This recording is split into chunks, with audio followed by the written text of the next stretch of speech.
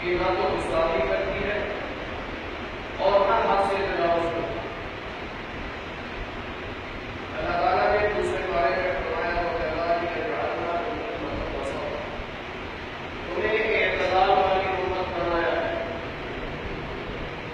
اور یہ خوبی اللہ نے کیوں عطا فرمائی؟ اعتدال والی امت کیوں بنایا؟ اس لیے کہ اللہ نے اس امت سے بہت بڑا کام لے رہا ہے۔ دنیا کے حوالے سے تو بہت سارے کام آپ نے سنے ہوں گے، آخرت میں اللہ نے اس امت سے بہت بڑا کام لے رہا ہے۔ کام کیا ہے؟ قیامت کے دن اللہ تعالیٰ انبیاء سے پوچھیں گے میرا پیغام پہنچایا تھا؟ تمام نبی یہی فرمائیں گے کہ اللہ ہم نے آپ کا پیغام پہنچا دیا تھا۔ اب ان انبیاء کی امتوں سے پوچھا جائے گا کہ تمہیں میرا پیغام پہنچا؟ تو کہیں گے یہ اللہ نہیں پہنچا، جھوٹ بول دیں یہ اللہ پیغام نہیں پہنچا۔ اللہ فرمائیں گے میرے نبی کہتے ہیں پیغام پہنچا دیا، تم کہتے ہو نہیں پہنچا۔ اب اللہ انبیاء سے فرمائیں گے گواہ لے کے ہو، جو گواہی دیں کہ آپ نے میرا پیغام پہنچایا تھا۔ انبیاء فرمائیں گے اے اللہ امت محمدیہ ہماری گواہ ہے، امت محمدیہ ہماری گواہ ہے۔ اللہ ہم سے پوچھیں گے، ہم عرض کریں گے کہ اے اللہ آپ کے انبیاء سچ کہتے ہیں یہ آپ جھوٹ بولتے ہیں۔ اب ظاہر بات ہے جب گواہی آتی ہے تو گواہوں کی جگہ بھی ہوتی ہے۔ اب کافر کہیں گے تم تو اس زمانے میں نہیں تھے جب آدم علیہ السلام تھے، نوح علیہ السلام تھے، عیسیٰ علیہ السلام تھے، عیسیٰ علیہ السلام تھے، ابراہیم علیہ السلام تھے، موسیٰ علیہ السلام تھے، ہم تو نہیں تھے۔ تو کافر کہیں گے ہمارے دور میں تم تو نہیں تھے، تم تو آئے ہزاروں سال کے بعد، تم کیوں گواہی دے رہے ہو؟ اور کیسے گواہی دے سکتے ہیں؟ ہم کیا کہیں گے؟ ہم نے اپنے محبوب نبی صلی اللہ علیہ وسلم کی زبان پر اعتماد کر کے گواہی دی ہے۔ اب اللہ تعالیٰ ہمارے نبی پاک صلی اللہ علیہ وسلم سے پوچھیں گے کہ آپ کی امت کیا کہہ رہی ہے؟ یہ سچ کہہ رہی ہے؟ آپ نے ان کو بتایا تھا؟ تو نبی پاک صلی اللہ علیہ وسلم فرمائیں گے اے اللہ میری امت سچ کہہ رہی ہے، میں نے ان کو بتایا تھا کہ دنیا میں جتنے بھی نبی آئے سب نے اللہ کا پیغام پہنچایا۔ اب اپنی حیثیت کو پہچانی، قیامت کے دن یہ تمام امت محمدیہ 1.25 نبیوں کی گواہ ہوگی، 1.25 نبیوں کی گواہ امت محمدیہ۔ پھر جب امت محمدیہ پر جمع ہوگی تو سارے نبیوں کے نبی اللہ کے بعد پوری کائنات میں سب سے بڑے پیغمبر محمد رسول اللہ صلی اللہ علیہ وسلم اس امت کے حق میں گواہی دیں گے۔ یہ اللہ نے کام لینا تھا قیامت کے دن، اس لیے فرمایا ہم نے تمہیں امت وسطا بنایا ہے، اعتدال والی امت بنایا ہے۔ تم نبیوں کو نبی کے درجے پر، صحابہ کو صحابہ کے درجے پر، ولیوں کو ولی کے درجے پر رکھتے ہو۔ تم ایسے نہیں ہو کہ عام مسلمان کو ولی سے بڑھا دو یا ولی کو صحابی سے بڑھا دو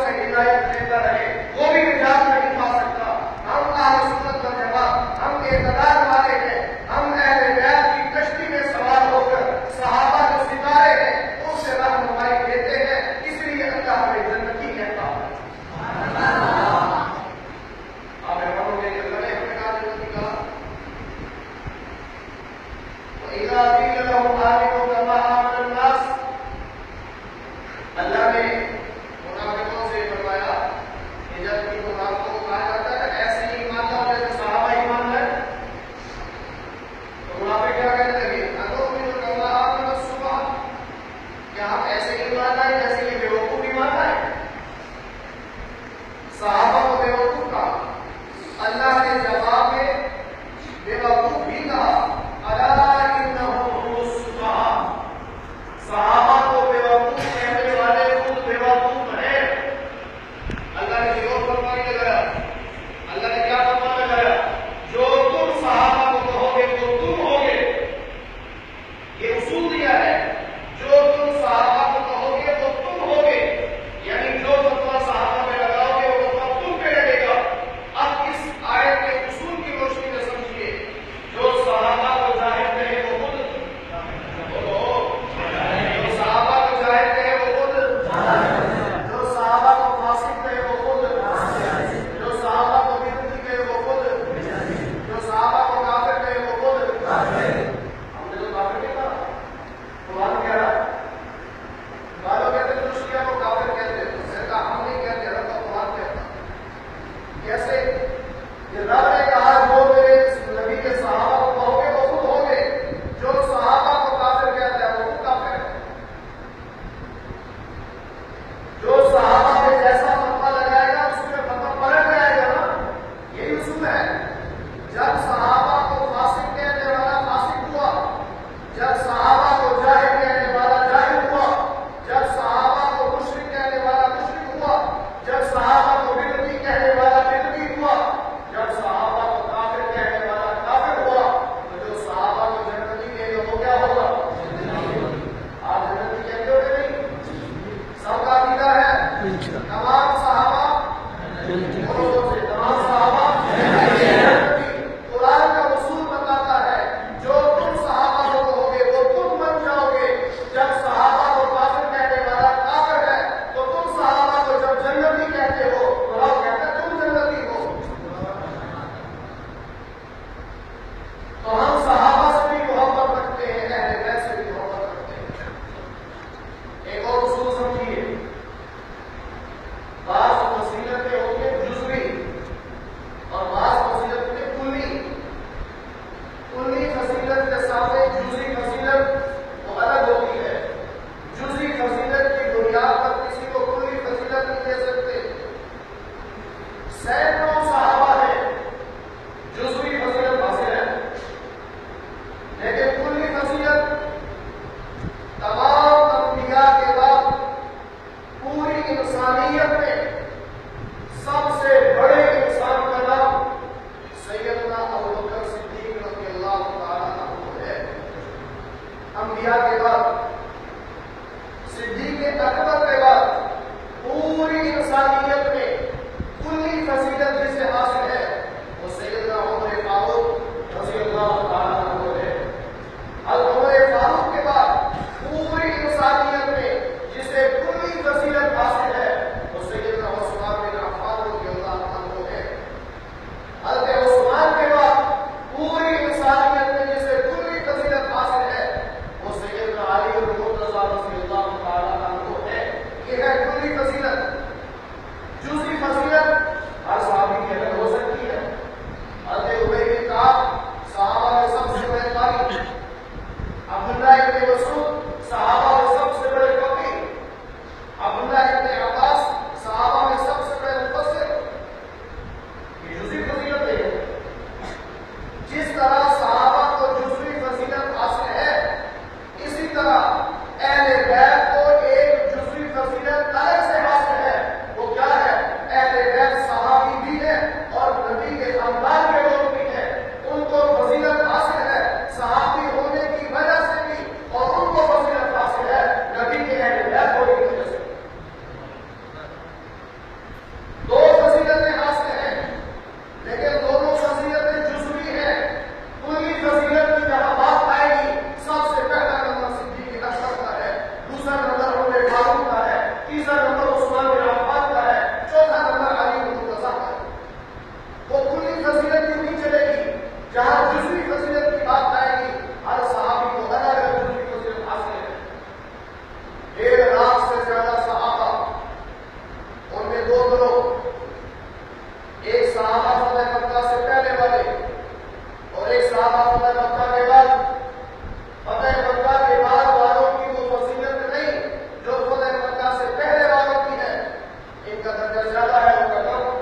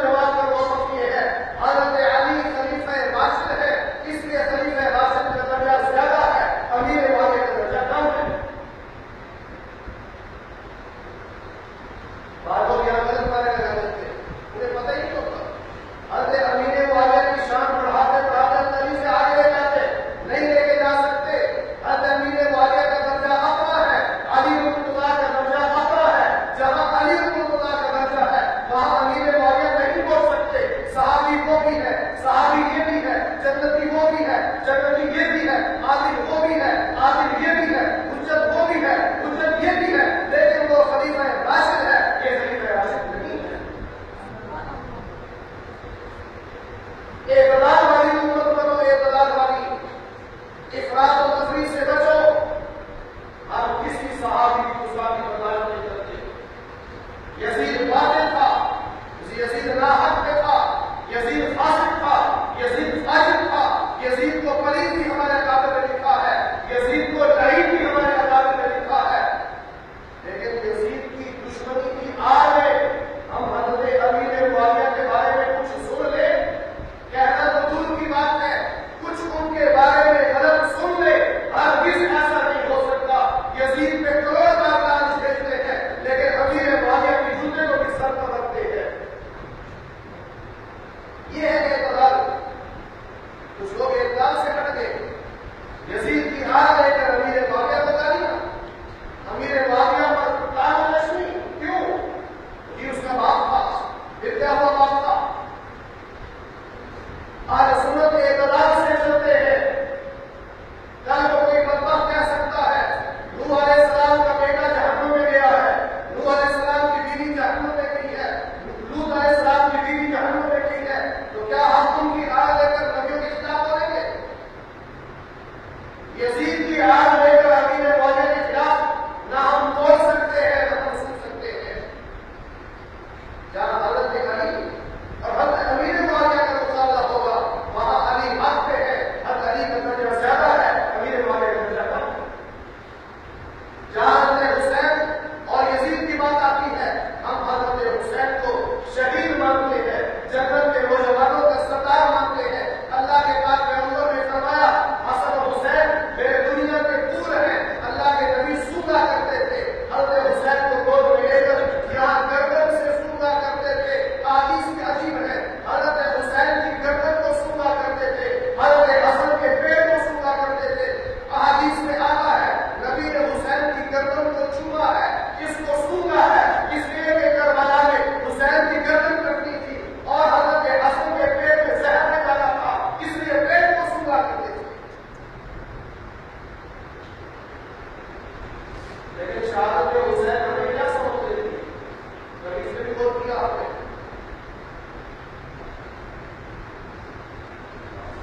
کتنا سال گزر گیا؟ 1376 سال، 1376 سال گزر چکے۔ باتیں کربلا کو ہر سال محرم آتا ہے، لاکھوں لوگ روتے ہیں، کسی کے سچے آنسو کسی کے جھوٹے، مجھے اس سے غرض نہیں۔ مولانا ابو کلام آزاد فرماتے ہیں خلافت راشدہ کے عہد کے بعد تاریخ انسانی میں اتنا المناک حادثہ پیش نہیں آیا جتنا المناک حادثہ کربلا میں پیش آیا ہے۔ نبی کے خاندان کے 72 افراد کا خون بہا ہے، 72 افراد کے لاشیں تڑپے ہیں، 72 افراد کی لاشوں کی توہین کی گئی ہے۔ اس لیے آج ہمیں تو حکمت و بصیرت کا پتہ ہے، کیا حسین کو حکمت و بصیرت کا پتہ نہیں تھا؟ کیا حضرت حسین ایک جملہ بول کر سارے خاندان کو بچا نہیں سکتے تھے؟ ایک مرتبہ یزید کے ہاتھ پر ہاتھ دے کر کیا سارے خاندان کو بچا نہیں سکتے تھے؟ سب کچھ ہو سکتا تھا، لیکن یہ واقعہ کیوں رونما ہوا؟ حضرت حسین رضی اللہ تعالیٰ عنہ نے ہمیں سبق دیا ہے۔ قیامت تک آنے والے انسانوں یہ سبق یاد رکھو، جو حسینی ہوگا، جو نبی سے محبت کرتا ہوگا، جس کا نبی سے خونی تعلق ہوگا، یا جس کا نبی سے ایمانی تعلق ہوگا، یا جس کا نبی سے قلبی تعلق ہوگا، فرمایا وہ کبھی کسی ظالم کے سامنے جھک نہیں سکتا، ظالم کے ہاتھ ملاتے نہیں ہو سکتا۔ یہ شہادت حسین سبق دیتی ہے، حضرت حسین کا کردار ہمیں سبق دیتا ہے۔ ہر باطل کے سامنے نہ جاؤ، کبھی باطل کو حق نہیں کہہ سکتے، کبھی باطل ظالم کے سامنے جھک نہیں سکتے۔ یا عجیب بات میرے تعلیم سے سنی، بہت عجیب بات۔ اللہ نے صبر کا حکم دیا، بڑے سے بڑا حادثہ پیش آئے صبر کرو، صبر کسے کہتے ہیں؟ اور ہمارے اتنا ہے صبر کی تین قسمیں، صبر علی المصائب، یہ سب کا مطلب ہے مصیبت آ گئی صبر، ایک ہے صبر علی المعاصی، گناہ کو دل کر رہا ہے وہ گناہ نہیں کر رہا، یہ بھی صبر ہے، ایک ہے صبر علی الطاعات، نیکی کو دل نہیں کر رہا پھر بھی نیکی کر رہا ہے، یہ بھی صبر ہے، جس چیز کا جس حکم کا جس عمل کا وقت ہو گیا، راستے میں جتنی بھی رکاوٹیں آئے ساری رکاوٹوں کو توڑ کر، سارے مصلحتوں کو چھوڑ کر اور ساری اپنے تقاضوں کو دبا کر اس حکم پر عمل کر رہا ہے، یہ بھی صبر کرنے والا ہے۔ اور حضرت حسین رضی اللہ تعالیٰ عنہ نے امت کو صبر کا درس کیسے دیا ہے؟ فرمایا دشمن تمہارے سامنے کھڑا ہے، نیزے تمہیں آ رہے ہیں، تیر تم پہ برس رہے ہیں، تلواریں تمہارے سامنے چمک رہی ہیں، لیکن اللہ اکبر کی صدا آ رہی ہے، حی علی الصلاۃ کی آواز آ رہی ہے، نماز کا وقت ہو چکا ہے، سارے دشمنوں کی پرواہ نہیں کرنی، وقت نماز کا ہے، اس موقع پر بھی نماز ادا کر دے۔ حضرت حسین نے بتا دیا ہے جو ہر مصیبت کو چھوڑ دے، جو ہر مصلحت کو چھوڑ دے، جو ہر تقاضے کو بڑھا دے اور وقت پہ نماز ادا کرے، وہ بھی حسین کی طرح صبر کرنے والا ہے۔ مولانا دین پوری رحمۃ اللہ علیہ جو اشعار پڑھا کرتے تھے، میرا بھی جی چاہ رہا ہے انہیں اشعار پہ بات کو ختم کروں۔ فضائل تو اہل بیت کے بہت ہیں، حضرت علی کی فضیلت سنیو الگ ہے، حضرت فاطمہ کی الگ ہے، حضرت حسن کی الگ ہے، حضرت حسین کی الگ ہے، سب کی فضیلتیں ہیں۔ حضرت فاطمہ رضی اللہ تعالیٰ عنہا کو نبی پاک صلی اللہ علیہ وسلم نے خود فرمایا، آخری وقت تھا، آپ کو بلایا کہ کان میں بات نہیں، آپ رو پڑی، پھر